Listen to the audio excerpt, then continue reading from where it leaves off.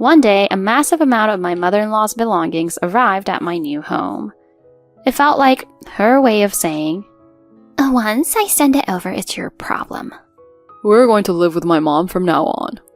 Don't talk back to me. That was the last straw for me.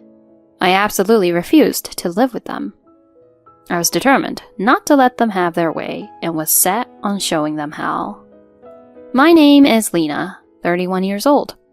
I've been working at a major company for almost 10 years. I wasn't used to the job at first, but they have recently entrusted me with important tasks, and I just got a promotion. I met my husband Mike, who is the same age as me, at the same company. He had always talked about wanting to start his own business, and after leaving the company, he made that dream a reality. However, venturing into the unknown world of business was not as easy for him. While he didn't go bankrupt, his earnings are minimal now, and he's been running at a loss. He's gotten to the point where he can't pay the few employees he has left, and now there are only a few people remaining in the company. Thankfully, my salary is decent, so we're not struggling too much financially. If anything, buying my own house has just been pushed back a bit. I've always dreamed of having my own house. When we got married, I made it clear to him. I want to buy our own house as soon as we have the funds. He smiled warmly at my words. You've been saying that since we were dating. Oh, I think it's a great idea. I'll help out too. Really? Thank you. It's been a dream of mine for so long, so I'm glad you said that. Things might get tough, but let's work hard together as a couple. Yeah, thank you. Indeed, when my husband was still working at the same company, our savings were growing smoothly. However, as his business started losing money, he began to dip into his savings more and more.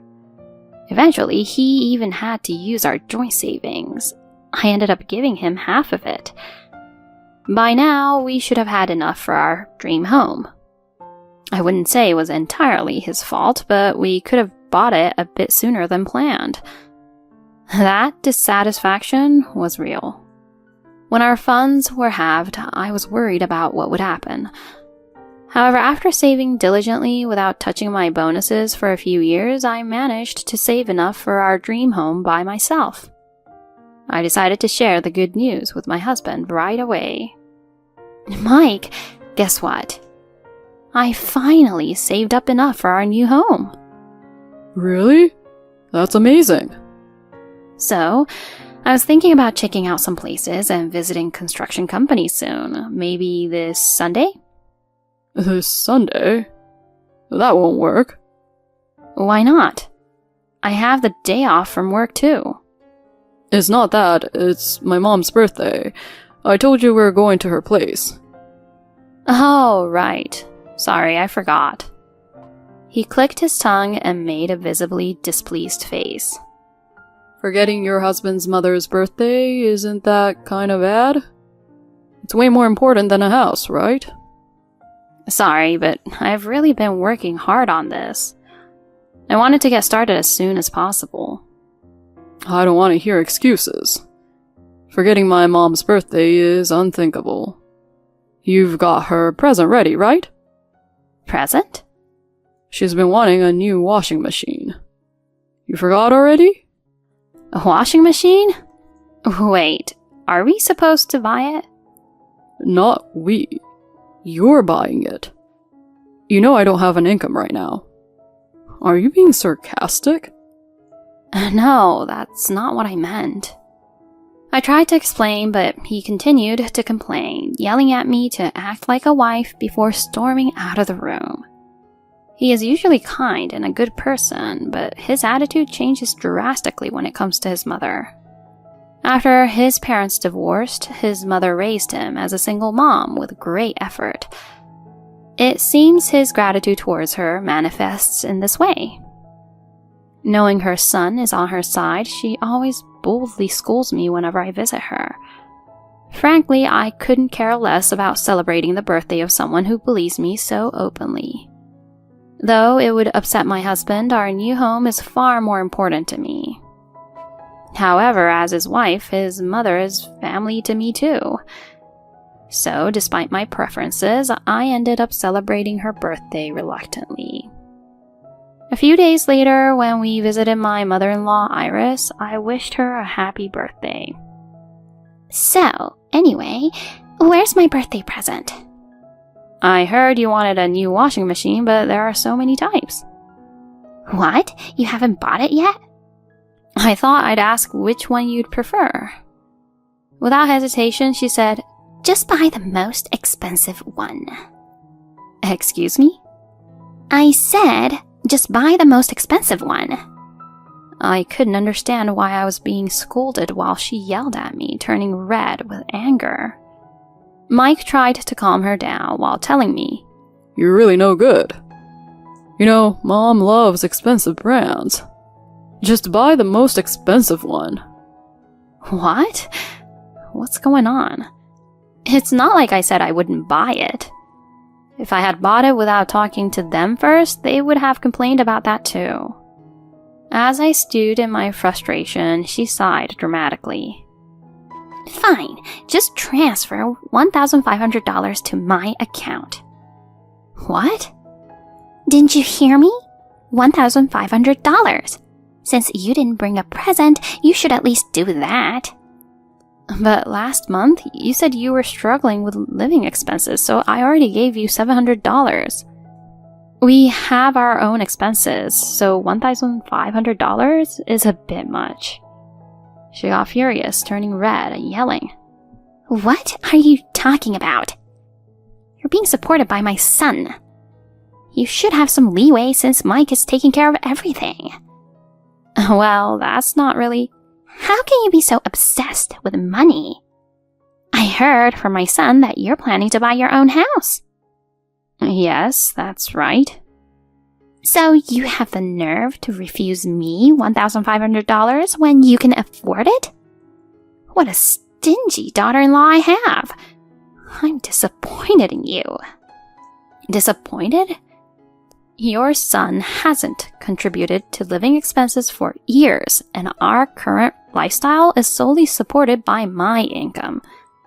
She is unaware of the precarious state of her son's business, believing his performance is thriving and supporting our household. I could reveal the truth, but that would undermine his position. Despite this, I remained silent for his sake. Initially grateful, he now behaves as if he's the breadwinner, especially in front of his mother.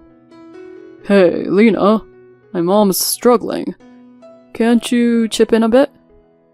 His complicity in his mother's bullying is routine. Exasperated, I retorted. If you're so concerned, why don't you contribute? I'm covering all our living expenses. You're only saving for the house, so you should be able to help out now. Are you serious? Even the living expenses, I began to reveal the truth, but he immediately cut me off. You just got your bonus. Use that to help Mom. Fine, but this is the last time. I conceded, eventually transferring $1,500 to Iris. Avoiding further conflict seemed easier, and it would cost less than the most expensive washing machine. Months later, despite minor disputes with my mother-in-law and husband, I successfully purchased my new home. I ignored their endless opinions on the layout and decor, having funded it myself. The anticipation of owning my dream home thrilled me. As the completion neared and I began packing, my husband critiqued my furniture choices for the new house. You're not planning to put that furniture in our new home, are you? What do you mean? I am, because I like them. No way. My mom doesn't like that type of furniture. Why does her preference matter here? He then made an unbelievable statement. Well, duh. She's moving into the new house with us.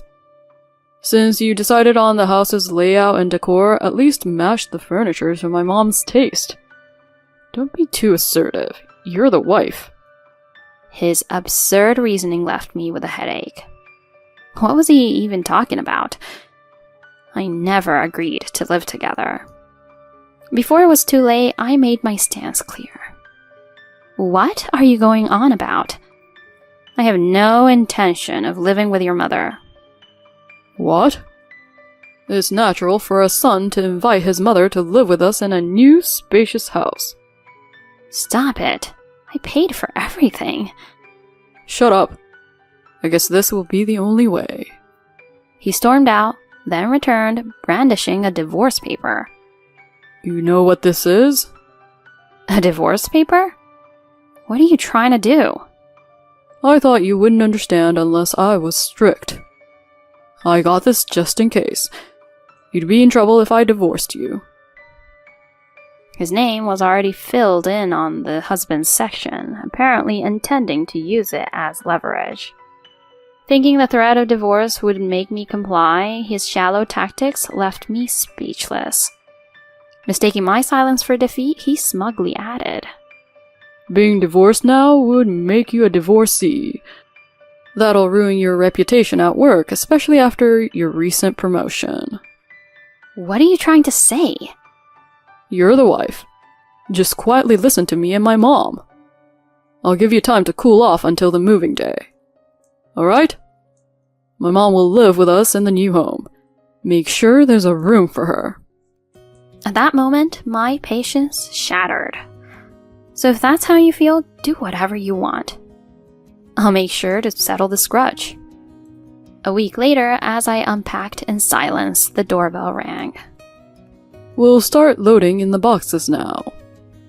Expecting a delivery, I opened the door to find a moving truck outside. What's this about? I confronted my mother-in-law, who was directing the movers. Iris, what's going on here? I'm moving in today. Mike's at work, so I came by myself. I didn't agree to this. Please leave immediately. What are you saying? We were supposed to live together in this house. No, you're not. I never agreed to that. You decided on your own. What did you say? I turned to the movers, clearly stating, Sorry guys, but she doesn't live here. Can you take the stuff back? Well, we're just following orders, ma'am. This house is under my name. I can't have unknown items brought in without my consent. Well...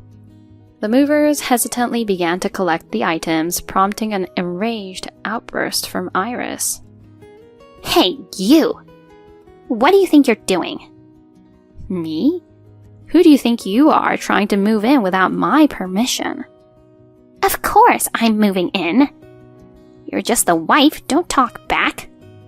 Wife? Me? Yes, you.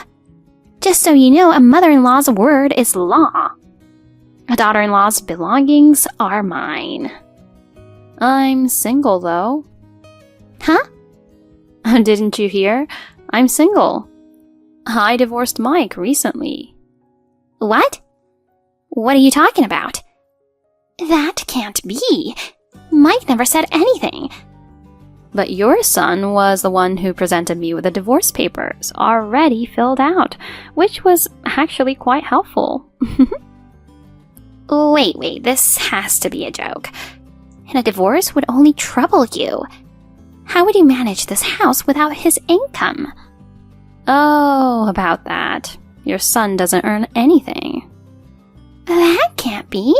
Mike is the president of a company. The president of a company that's on the verge of bankruptcy. He's been running at a loss for years, and I've been covering all our living expenses. I kept quiet in front of you, but there's no need to lie now that we're not married. So, this house is really all yours? Yes. With my current salary, paying off the mortgage alone is no issue, so don't worry. You shouldn't underestimate the earnings of someone working for a major corporation. But So, could you please leave now? And never show up in front of me again. Goodbye. Wait! I cut off my ex-mother-in-law mid-sentence and locked the door. Not long after, my ex-husband called. What the hell is going on? My mom called crying, saying she was kicked out. Who is this? Huh? I told this to my ex-mother-in-law too, but I'm single now. Single? You mean you actually submitted that divorce paper? So what? You were the one who brought it to me, so no complaints, right? Are you crazy? I never intended to actually divorce. It's invalid. To think that instead of apologizing, he would impose his selfishness on me. So I told him, enough. After all I've done to support you, you're not even thanking me and instead saying the divorce is invalid? Don't make me laugh. Who do you think has been supporting us these past few years? Well, but as a married couple, that's natural. You had a duty to support me. Duty? Yes, indeed. So I played along, pretending you were the one earning while you acted all high and mighty. Calm down. I didn't mean any harm. Oh, just shut the F up already. It's too late now. We're divorced strangers now. Your company can go bankrupt for all I care. Enjoy living with your mommy. Wait, please. I'm sorry. I hung up without listening to the rest. Hours later, my ex-husband and ex-mother-in-law tried to force their way into my new home, but I called the police and they were taken away. Apparently, their apartment was already canceled, leaving Iris homeless. She had no choice but to move into Mike's apartment, but with no income, they couldn't pay the rent. Eventually, his company went bankrupt and they moved into a 40-year-old apartment. Now they barely support themselves with odd jobs. Meanwhile, I was promoted to lead a major project at work. The new house was too big for one, so I invited my parents to live with me. Cutting ties with that family was truly a blessing. I look forward to fulfilling life in my dream home with my parents.